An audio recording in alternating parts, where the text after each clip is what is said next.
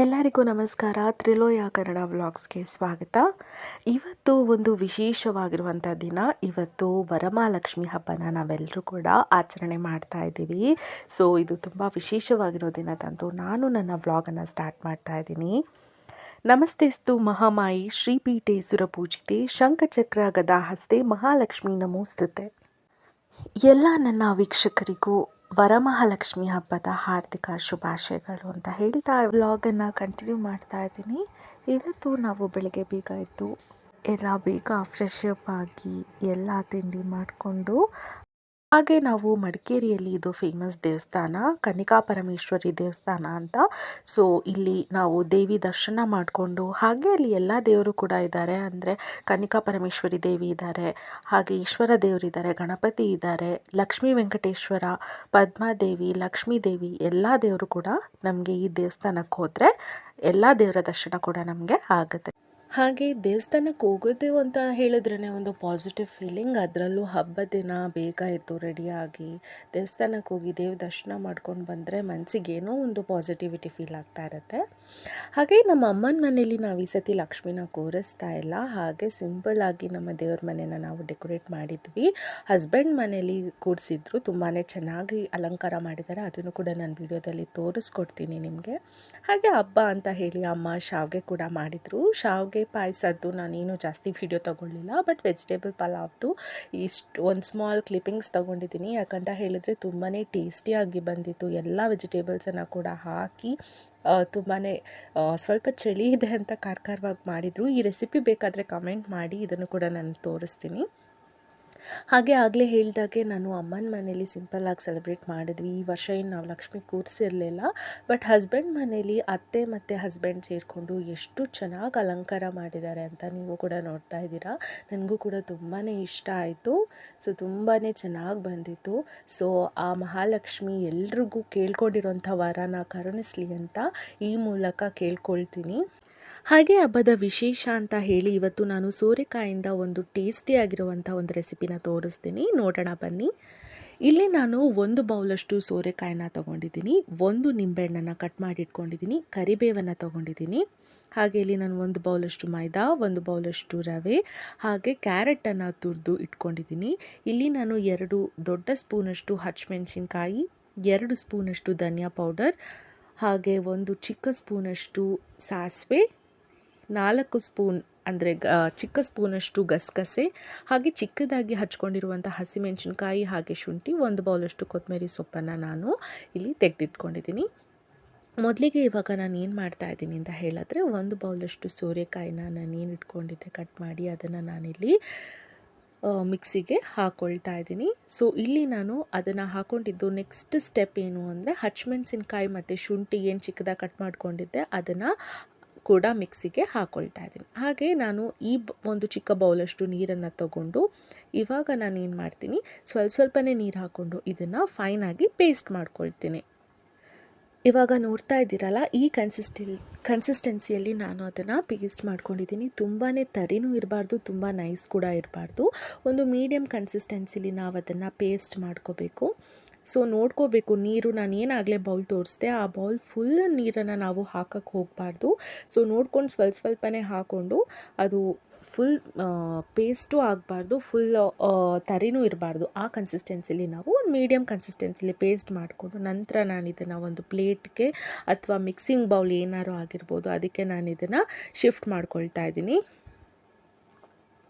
ಇದು ಒಂದು healthy snack ಅಂತ ಕೂಡ ಕನ್ಸಿಡರ್ ಮಾಡ್ಕೋಬೋದು. ನೋಡ್ತಾ ಇದ್ದೀರಲ್ಲ, ತೋರಿಸ್ತಾ ಇದ್ದೀನಿ ಈ ಕನ್ಸಿಸ್ಟೆನ್ಸಿಯಲ್ಲಿ ನಾನು ಮಾಡಿರೋದು.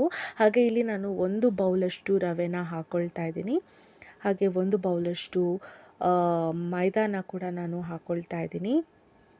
ಹಾಗೆ ಇಲ್ಲಿ ನಾನಿವಾಗ ಬಾಕಿ ಐಟಮ್ಸ್ ಏನು ತೊಗೊಂಡಿದ್ದೀನಿ, ಕ್ಯಾರೆಟ್ 1 ಬೌಲಷ್ಟು ಕ್ಯಾರೆಟನ್ನು ಕೂಡ ನಾನಿಲ್ಲಿ ಹಾಕ್ಕೊಳ್ತಾ ಇದ್ದೀನಿ. ಸೊ ಕ್ಯಾರೆಟನ್ನು ಈ ಥರ ತುರ್ಕೊಂಡಿರಬೇಕು.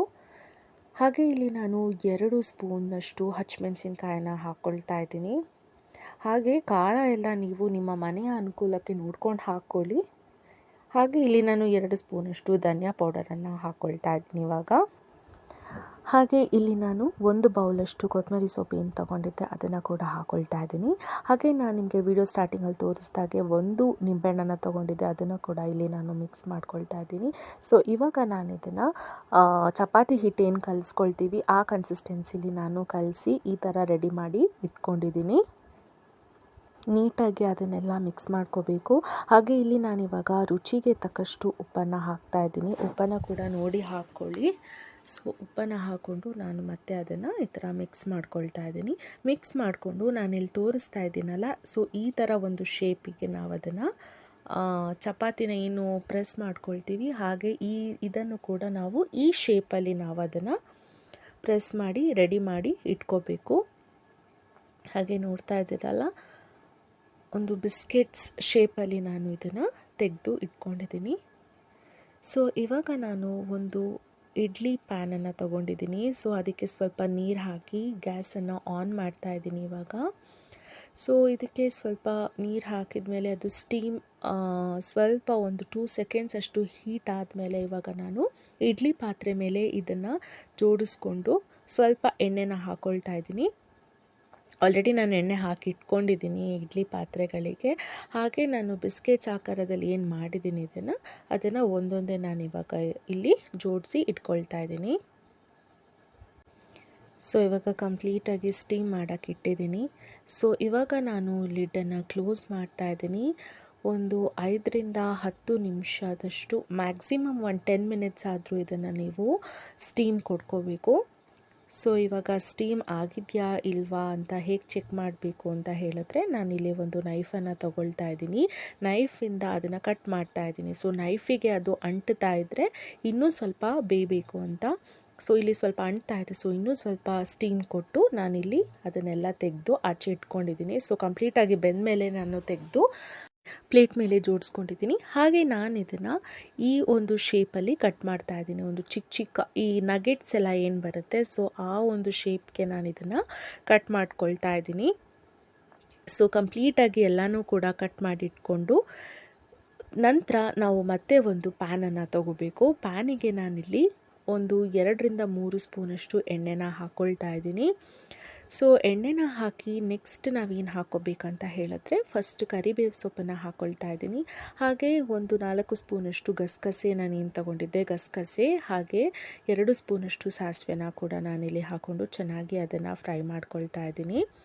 ಸೊ ಇವಾಗ ನಾವು ಆಲ್ರೆಡಿ ಸ್ಟಿಂಗ್ ಮಾಡಿ ಆ ಒಂದು ನಗೆಟ್ ಶೇಪ್ ಅಥವಾ ಪನ್ನೀರ್ ಶೇಪಿಗೆ ಏನು ಕಟ್ ಮಾಡ್ಕೊಂಡಿರ್ತೀವಿ ಸೋರೆಕಾಯಿ ಮಿಕ್ಸ್ನ, ಅದನ್ನು ನಾನಿಲ್ಲಿ ಫ್ರೈಯಿಂಗ್ ಪ್ಯಾನಿಗೆ ಹಾಕ್ಕೊಂಡು ಕಂಪ್ಲೀಟಾಗಿ ಎಲ್ಲನೂ ಕೂಡ ಮಿಕ್ಸ್ ಮಾಡ್ಕೊಳ್ತಾ ಇದ್ದೀನಿ. ಸೊ ಇದೊಂದು ಅಟ್ಲೀಸ್ಟ್ 5 ಮಿನಿಟ್ಸ್ ಆದರೂ ಈ ಥರ ನಾವು ಮಿಕ್ಸ್ ಮಾಡ್ಕೊಳ್ತಾ ಇರಬೇಕು. ಸೊ ಉಪ್ಪು, ಹುಳಿ, ಖಾರ ಎಲ್ಲನೂ ಕೂಡ ಇಂಗ್ರೀಡಿಯೆಂಟ್ಗೆ ಜಾಸ್ತಿ ಹಾಕಿದಷ್ಟು ಇದು ಸೋರೆಕಾಯಿ ಈ ರೆಸಿಪಿ ಏನು ತೋರಿಸ್ತಾ ಇದ್ದೀನಿ ಅದು ತುಂಬಾ ಟೇಸ್ಟಿಯಾಗಿ ಬರುತ್ತೆ. ಸೊ ನೋಡಿದ್ರಲ್ಲ, ಸೋರೆಕಾಯಿಂದ ಆಗುವಂಥ ಒಂದು ಸೂಪರ್ ಸ್ನ್ಯಾಕ್ ರೆಸಿಪಿ ರೆಡಿ ಆಗಿದೆ. ಸೊ ನೀವು ಕೂಡ ಟ್ರೈ ಮಾಡಿ ಹೇಗಿರುತ್ತೆ ಅಂತ ಕಮೆಂಟ್ ಸೆಕ್ಷನಲ್ಲಿ ತಿಳಿಸಿ ಅಂತ ಹೇಳ್ತಾ ಇವತ್ತಿನ ಈ ಒಂದು ಸ್ಪೆಷಲ್ ವ್ಲಾಗ್ನ ಇವತ್ತಿಗೆ ಇಲ್ಲಿಗೆ ಮುಗಿಸ್ತಾ ಇದ್ದೀನಿ. ಮತ್ತು ನೆಕ್ಸ್ಟ್ ಕಮಿಂಗ್ ವಿಡಿಯೋದಲ್ಲಿ ಸಿಗ್ತೀನಿ ಅಂತ ಹೇಳ್ತಾ, ವಿಡಿಯೋ ಇಷ್ಟ ಆಗಿದ್ರೆ ಲೈಕ್ ಮಾಡಿ, ಶೇರ್ ಮಾಡಿ, ಹಾಗೆ ಸಬ್ಸ್ಕ್ರೈಬ್ ಮಾಡಿ. Thank you.